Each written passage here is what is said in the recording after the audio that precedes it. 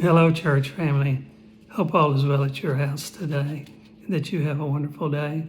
Today we're studying Psalm 91.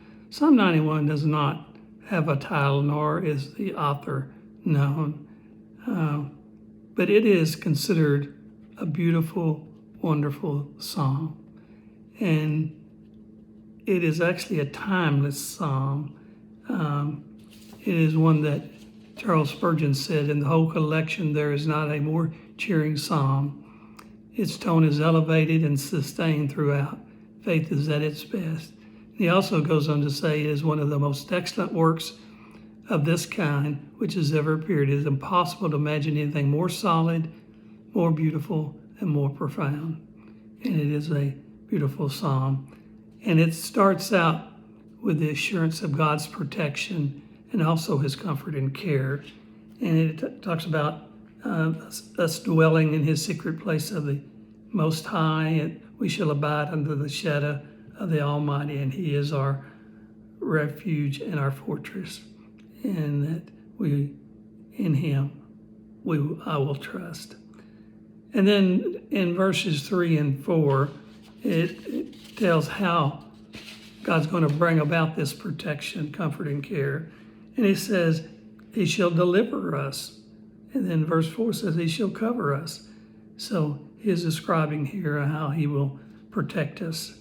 And then 5 and 6 is the results of God's protection, care. He said, most of all, we shall not be afraid. And then in the following verses 8 and 9, or 7 and 8, it's assurance of the believer. And then as we go into 9 through 13, it repeats twice over about the promises of deliverance and assurance of victory. And in verse 10, it says, no evil shall befall you, nor shall any plague come near you, your dwelling. And then in verses 11 and 12, I think you'll recognize these from Matthew 4, where Satan is tempting Christ. And in the second temptation, for he shall give his angel charge over you to keep you in all your ways. In their hands they shall bear you up, lest you dash your foot against a stone. Now, Satan didn't say it quite like that. In fact, Satan misquoted it. He left part of it out. And you might look at that to see what he left out. And then as we go through the chapter, we see that God's promise that you shall tread upon the lion and the cobra and the young lion and the serpent you shall trample underfoot. So what changed all of this was sin in the world that made it corrupt to the point that it affected not only man, but animals and plants and the creation. All creation groans and labors like birth pains, as Romans 8 tells us.